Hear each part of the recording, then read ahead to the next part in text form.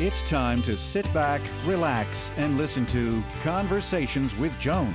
Conversations with Joan will inspire, motivate, and empower you. Live your best life now. Listen, learn, think, and decide.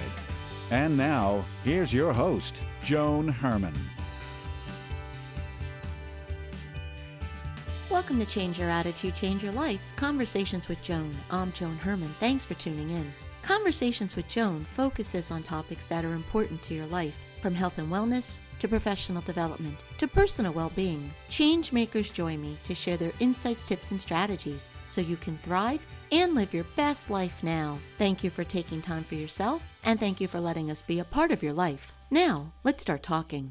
The fear of failing often stops people from moving forward or following a dream, but according to today's guest, Jim Harshaw Jr., every success story includes crushing failure, doubt, and uncertainty. Jim joins us to discuss how to maximize potential and increase resilience by leveraging failure for success. Jim became an NCAA Division I All-American wrestler and later the youngest Division I head coach in the country. Through his life, he has been surrounded by Olympians, CEOs, and millionaires, discovering their systems and frameworks for world-class performance.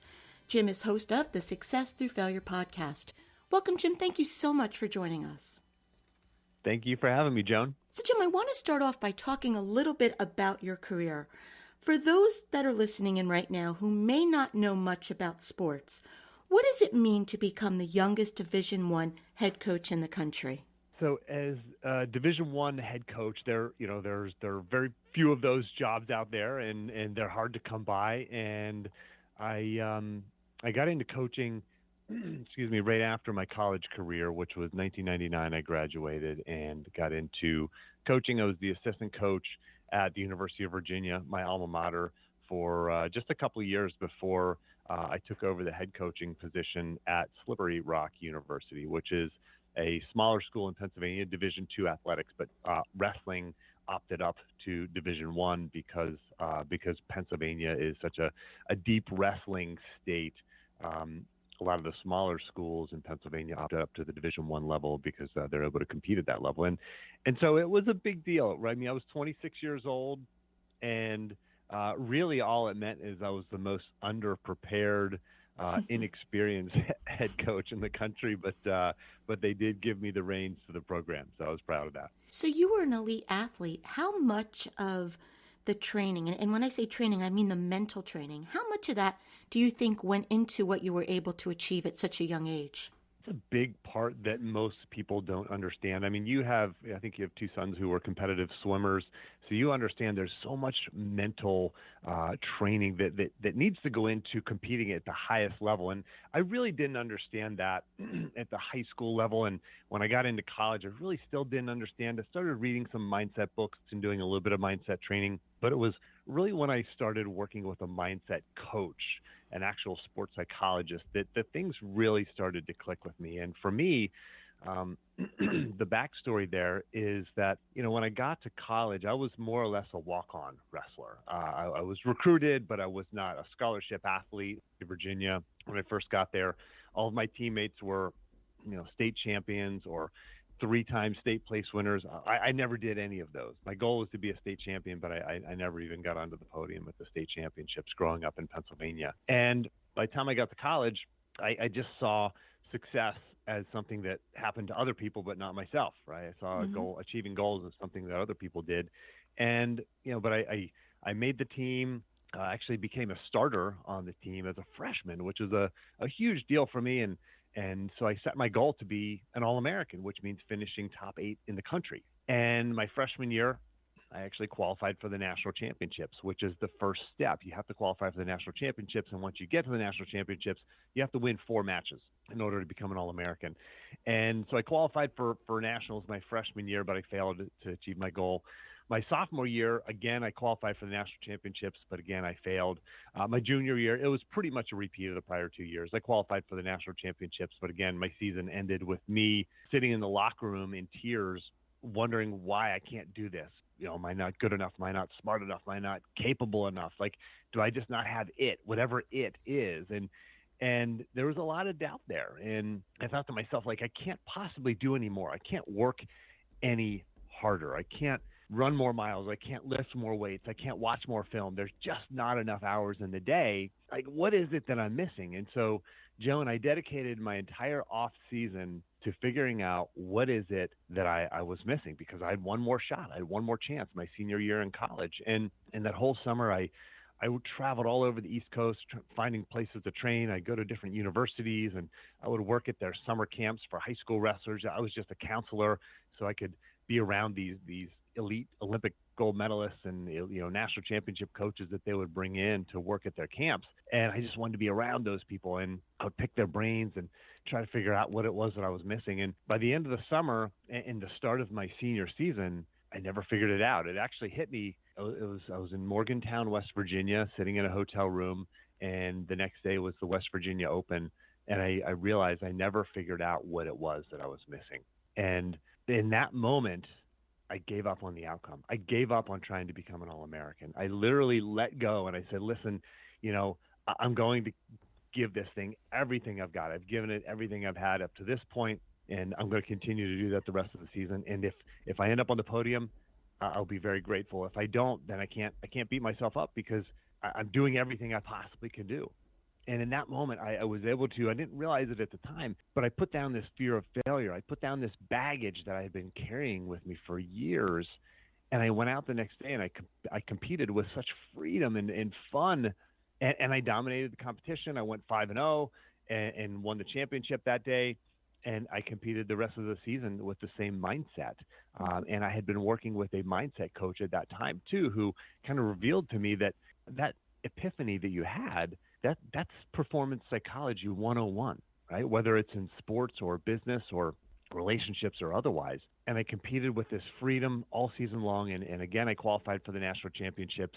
And again, like I said, you have to win 4 matches to be an All-American. And I'd won my first 3 matches. Now I have to face the 4th ranked wrestler in the country from the number 1 ranked team in the country, University of Minnesota. And there's 15,000 people in the arena. It's sold out, like the national championships do every year for wrestling. And my life is on the line as far as I'm concerned at that point. I'm a 22-year-old kid, and I'm thinking that, my life is on the line. And I went out and I competed with the same freedom and had to let go of the outcome, knowing that I can't control the outcome. All I control is the process and putting everything that I have into it. And at the end of that match, I got my hand raised and I became an All-American that day. And so that elusive it that so many of us search for me, it's become the way that I think. And I think that that's the it that people don't realize. We put all the training into sports or the education into business and the experience, but I think we stop ourselves because of the way we think. And I think that that's the it. Absolutely.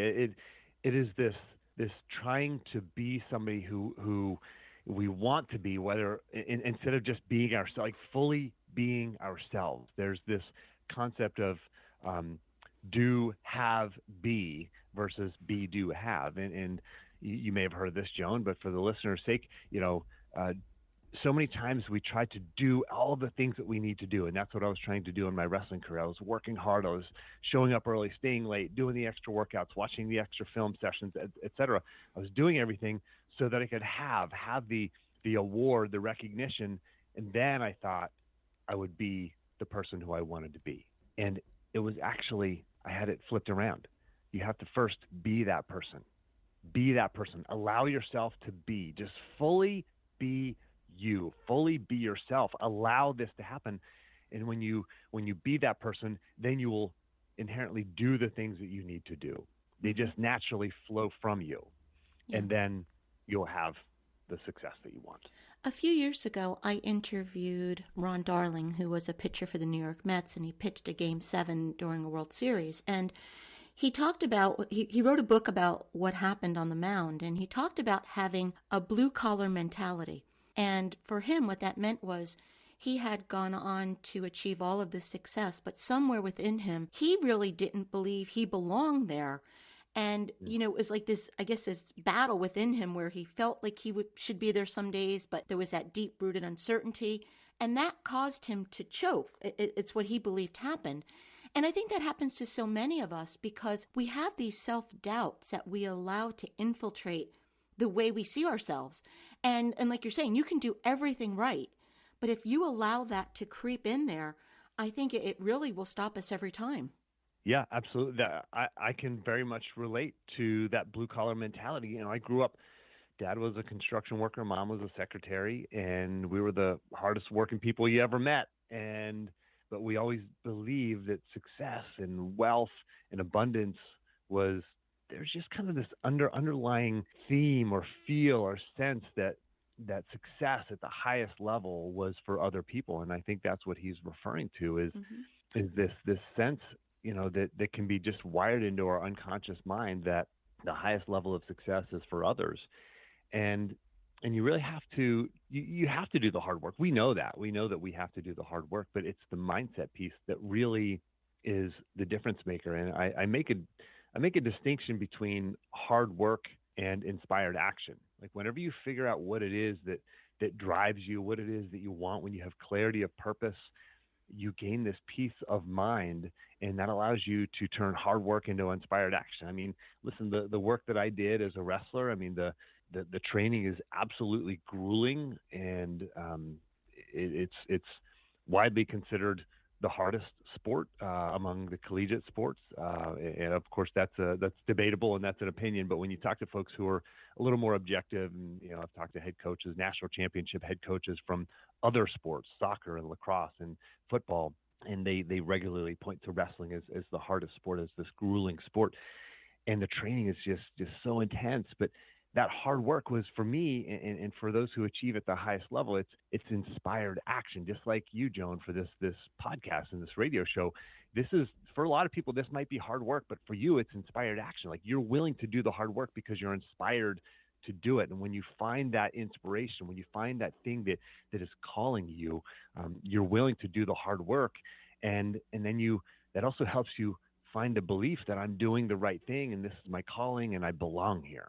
I used to be one of those people, Jim, who lived small because I was afraid of failure. Whatever that word meant to me back then, I was afraid to take risks because I didn't want something to work out in a negative way for me. And it was really only once I learned to start to view failure, like you talk about, succeeding through it, because you look at it then as a learning experience. You look at it as a creative stimulant in a way, because sometimes it may not work out the way you want, but then you can turn it and twist it and build on it, and you can end up with something amazing.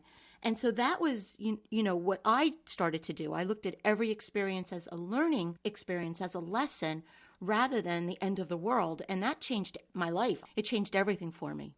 Yeah, that is a hard place to get to, right? And for the listener, what Joan's talking about and what I preach all the time is success through failure.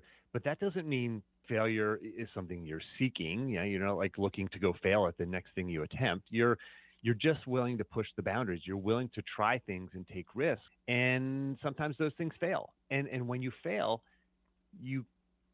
our default wiring tells us, you're not good enough. You're not smart enough. See, I told you, like, stay in your lane. But the real truth here is that this is data for you. This is information. This is feedback. When you look at, the greatest of all time in whatever it is, whether it's Thomas Edison and inventions or Tom Brady as the GOAT football player, the greatest of all time, Tom Brady has had like a half a dozen games where he threw at least 4 interceptions. I mean, he didn't think to himself, oh my goodness, well, there's no way I can do well now. And he was drafted 199th in the NFL draft. I mean, he didn't think to himself, well, geez, I guess I'm not going to be any good now. Well, I mean, maybe he had some doubts. Maybe there was some thoughts of like, gosh, man, I need to step it up. Maybe I can't really be as good as I thought I could be. Maybe that stuff crept into his mind, but he had to override it. He had to work with coaches and mindset coaches and belief. And we just think that for people who achieve at the highest level, we think that failure, like they're immune to failure or resistant to the negative thoughts or the negative self-doubt. But no, like those things happen to everybody. And that's what I talk about on my podcast, Success Through Failure. I interview world-class performers And we talk about failure. We talk about, of course, tell me your habits for success and what you did to get there, but also tell me about a time when you failed that people don't know about. And let's talk about what did you learn from that, and using that failure as feedback. I interviewed Tim Ferriss on my podcast, who's a pretty well-known podcaster, probably one of the best-known podcasters, and he's a 5-time #1 New York Times bestselling author.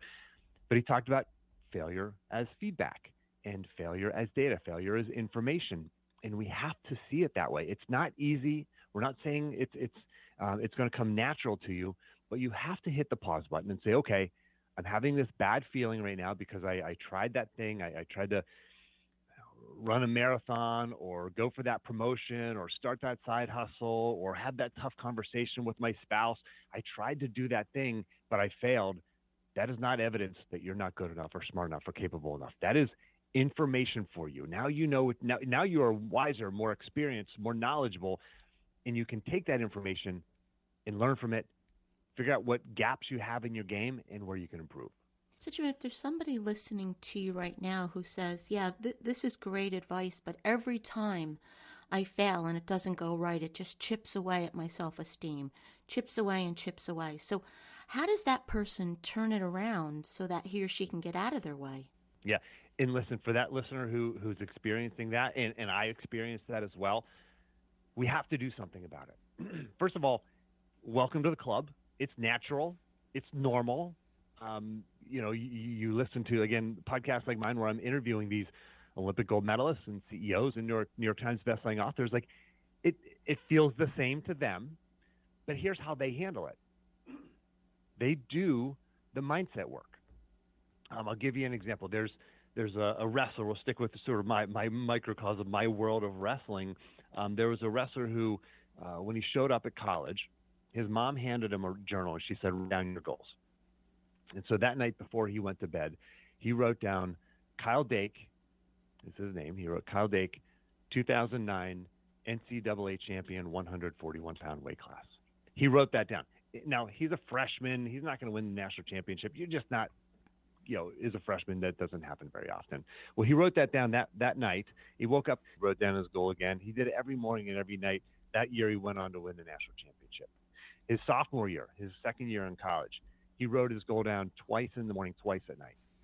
And then he won the second national championship. His third year, he wrote it down 3 times in the morning, 3 times at night. He won his third championship.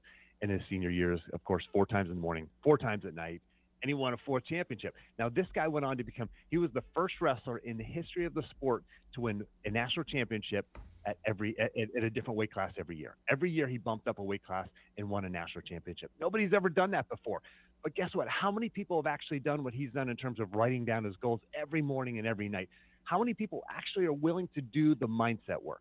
A friend of mine, Dr. Nate Zinzer, he's recently retired as the director of performance at West Point for about 3 decades.